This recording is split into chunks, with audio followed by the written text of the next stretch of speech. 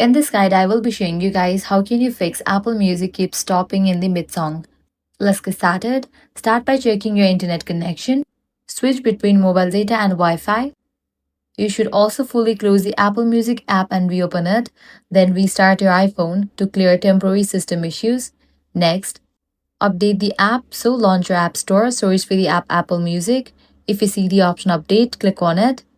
Likewise, update your device software, go to Settings, click on General, click on Software Update. If any updates are available, just update it.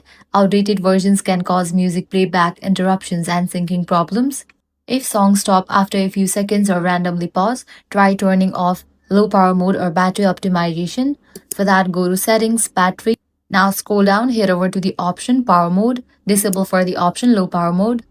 By following these steps, your problem should be fixed. If still you're having the issue, completely delete the Apple Music app from your device and reinstall it.